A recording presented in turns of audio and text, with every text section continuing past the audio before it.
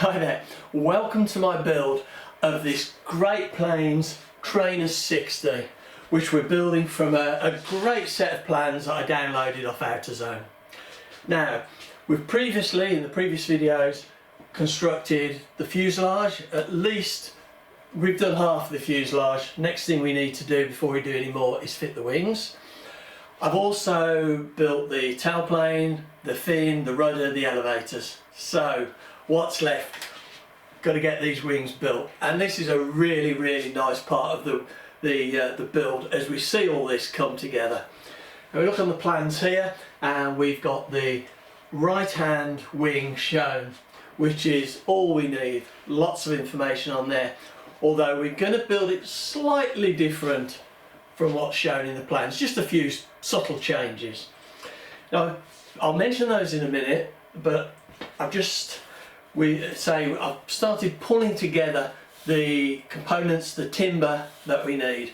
We've got 4 sheets of quite soft, quite nice 30-second sheeting, or it's 2.4 mil, and that should, for the sheeting, go around the ribs quite nicely. It could be softer. It's probably a medium balsa rather than a soft balsa, but it'll do just nicely for what we need. Excuse me. I've cut the spars. I actually cut these rather than getting them ready cut, because I had a sheet of quite hard balsa, and these will do quite nicely for that. And these are 1/2 inch by 3/8 balsa. I've got the front spar at the leading edge, and these are 3/8, again quite hard balsa. And I've cut some lengths for this rear trailing edge here. Now on the plans it says here these are 1/4 by 3/16. If you look at the plans and measure them, they're clearly not. They're clearly 5/16, not 3/16. So that's an error, a discrepancy in the plans. And I've also made the ribs. We've looked at these in a previous video, and I've just made these by the sandwich technique, and I've got 2 3mm plywood templates either side, bolted together. It was 3/32 2.4 mil balsa in between, and shaped all the ribs so I know that they're lovely and consistent. Now I've put in the cuts, the vertical cuts, don't know whether they actually show, excuse me, for the spars top and bottom. Now these are going to be a really tight fit, and I'll need to just custom trim them to make them fit, so we get them just right rather than being sloppy, and we'll have a look at that in a bit. And I haven't done the depth because, again, I'll custom do that to individual ribs as I'm laying it out. One thing I've done differently to the plans is on the plans, the leading edge, it doesn't, and the ribs, where the ribs go onto the leading edge. Let me just get the spar. You can see there I've done a bird mouth that just fits onto that leading edge there, which is a more conventional way of doing it. What they actually show on the plans is that the front spar is notched, so you don't have a bird mouth. It's just a straight face, and it goes into a notch on the leading edge. Well, I don't really want to notch this 3/8 leading edge. It's quite strong as it is. Could weaken it. If it's glued properly, it shouldn't, but it's a lot of work, and it's much easier, and I think a better way of doing it, to put a bird mouth. So I've bird mouthed all my ribs, and that's the way I'm going to do it. If you're building this, how you want to do it, it is up to you. I'm sure either way is fine. This is just my personal preference. Now, looking at these rear spars, these rear spars are notched where the ribs go into them, and they're notched into there by about 3/32, 2.5 mil, something like that. What I'll do is I'll bring the camera in closer, and I'll show you these, how I've marked these out, and how I'm going to cut them. But essentially what I've done is I've measured the distance between all of the ribs and decided what distance I want, because there's a little bit of variation by about 1 or 1.5 mil, something like that. They're not totally consistent, and that could be to do with the stretch of the plans, scanning or printing, that kind of introduces that inconsistency. But I've marked on this trailing edge there we go, I've left a bit of overhang at either end for pinning down, and I've just marked these notches. Now, I didn't use the plans to mark it. As I said, I decided what distance I wanted, and then I went along and measured it with a ruler, so we know all the ribs are spaced consistently. So I've gone through and marked all these, and now we need to cut that slot so that the ribs just slot in, and I will show you how I do that. A method that I really like and I find very, very simple. So I've got my razor saw, and I've cut myself a piece of, I think this is 1.5 mil plywood. Now, if I put that on the side of my razor saw like that, that will give me a cut of 2.5 mil. I had to experiment a little just to get the width of this plywood correct, and I'm just going to hold that on with a pair of these clips. Now, I deliberately put the plywood on the right hand side of the blade because I am going to be looking to cut on the left hand side of the blade.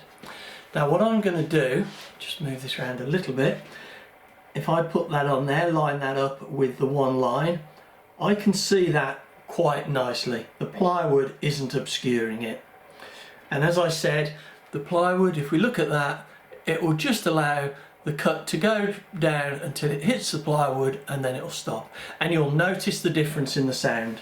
And I'm not going to do the right hand cut first, I'm going to do the left hand cut, because it's a lot easier if I do the left hand cut. I can then, when I do the right hand one, I can see the left hand cut and I can judge the thickness, or the width, sorry. So here we go, and if we listen for the sound of that as I make the cut.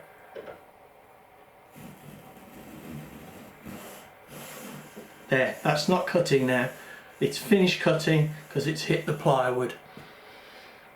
And if I do that more or less by eye, I don't know whether it picks up the difference in the sound as it stops cutting.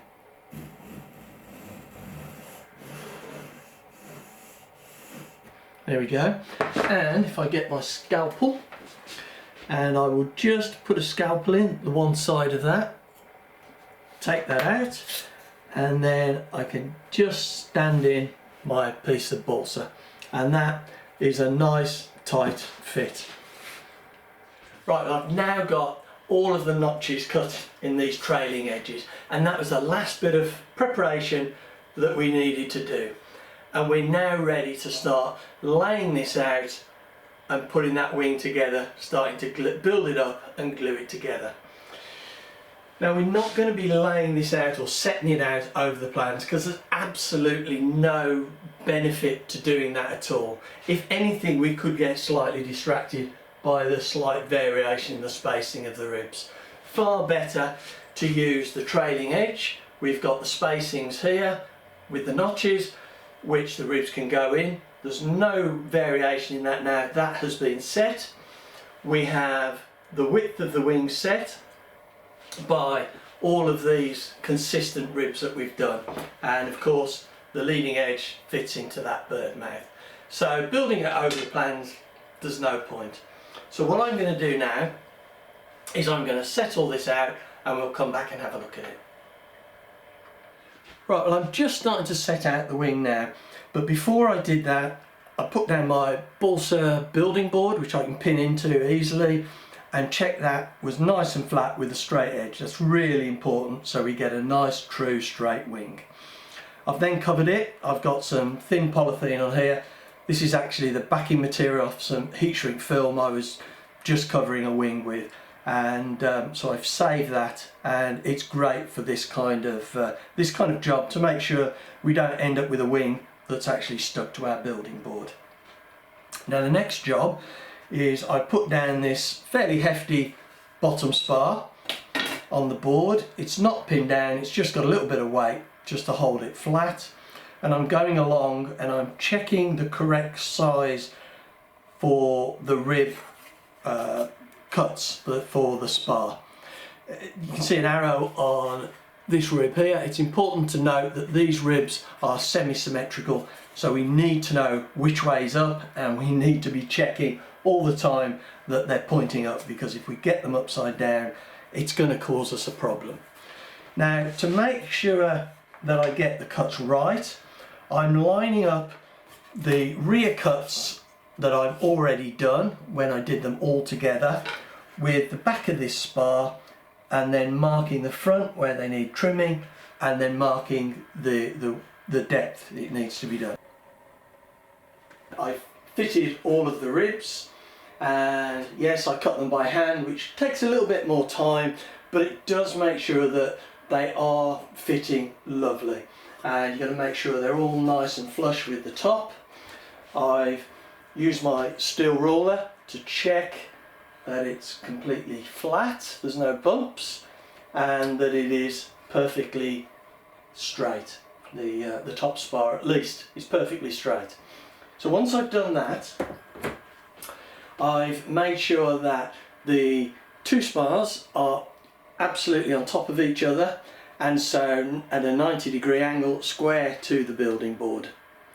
And that should, but we will check, that should throw the ribs so that the centre line down the rib, you can see there's a centre line on this one hopefully, is absolutely horizontal with the building board. And we'll check that in a minute.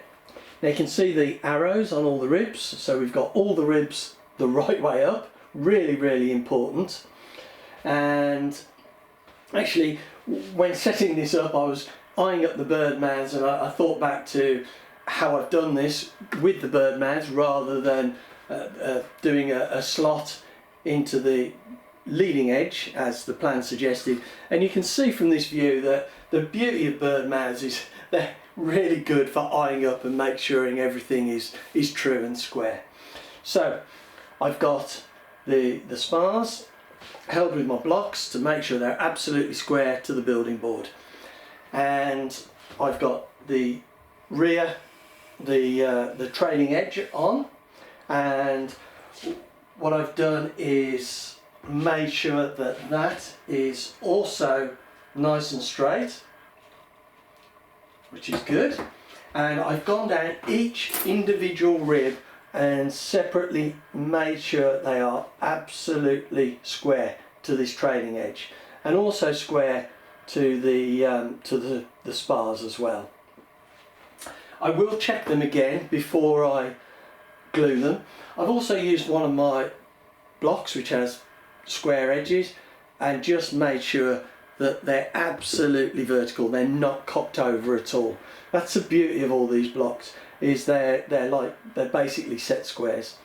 Now, as I said, I will check them individually before I glue them. I'm going to glue all this with CA, and the reason I'm using CA is because it's quick, not because I want to get the wing finished quickly, but because I can do the one rib, I can glue it after I've checked it's right, and I know it's not going to move when I come to the next rib and find I need to alter it just a little bit to get it square, and then I have to go back and check this one. I know that I can make sure that's square, and then this one's square and this one's square, and I'm not going to be having an effect on everything by moving things around. Hope that made sense. Now, the final thing to do is to check that the wing centre line is horizontal to the building board, and the way I'm going to do that is measure at the front 26 mil, and measure at the back, 26 mil. And so now I know that is horizontal. And what I've done is I've used this spar, this 3/8 thick spar, just as a lift on the back of the ribs to help set that right. Now, I know that one's right, but I don't know the rest are right. So what I'm doing is, let's just push that back under. I'll check this again properly, but I'm just, so that's 26. It's 26, actually it wants to go up a tad. That's 26. And what I'm doing then is coming to the back here, and that is 30 mil to the top of the rib where it goes into this trailing edge. By the way, I've gone along and just made sure these are all just right in those slots. And then I've gone along and checked at that end. That's 30 mil, that one's just lifting up a little bit. And then coming to this end and checking this end. Actually, what I do when I check those is I put these weights on just to hold the ribs down, because there's a little bit of movement. So I check that. See, that's 28 and that's 30.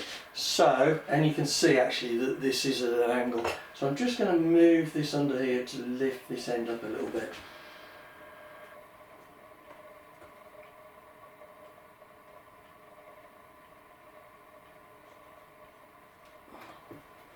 I'm going to put a block on that just to stop it moving back.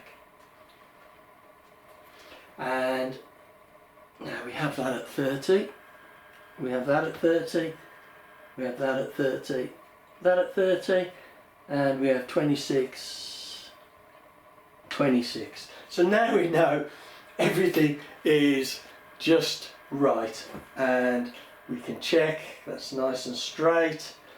We can even check this way, but carefully not putting any pressure on it that will push it down or lift it up at one end. Yep, and again we can check that.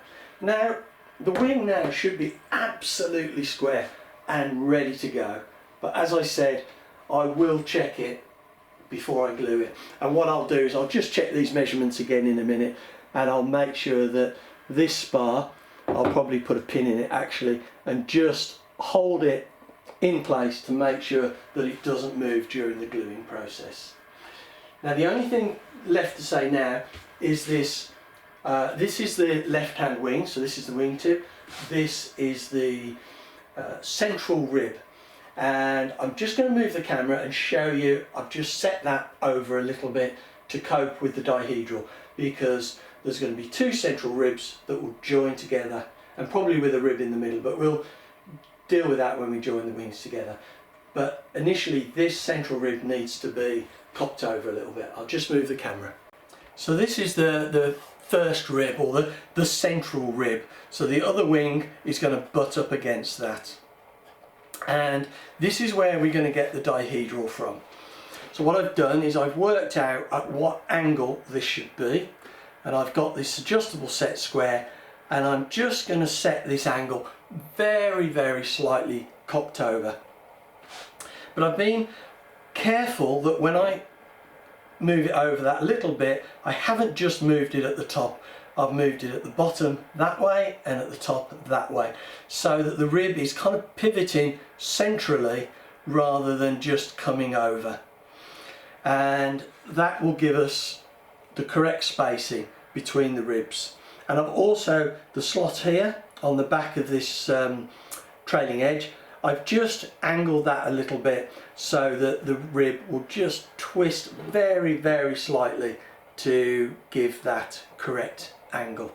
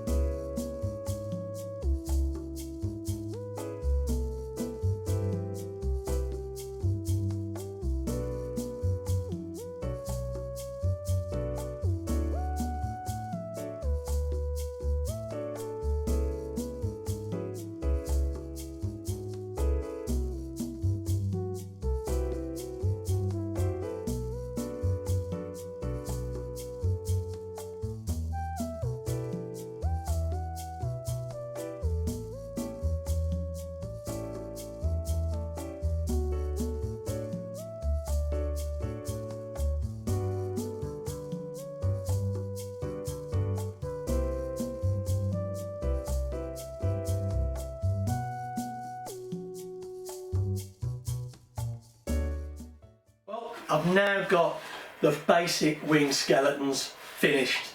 And yes, I've made the left one and the right one, not two of the same side, which is always a good way to start. But you know, there's a huge amount of work still to be done on these wings. I've got the wing tips to make, I've obviously got the sheeting to finish off, which I'm not going to do until I've probably joined the wings together, because I want access to some of this area to create that wing locking mechanism.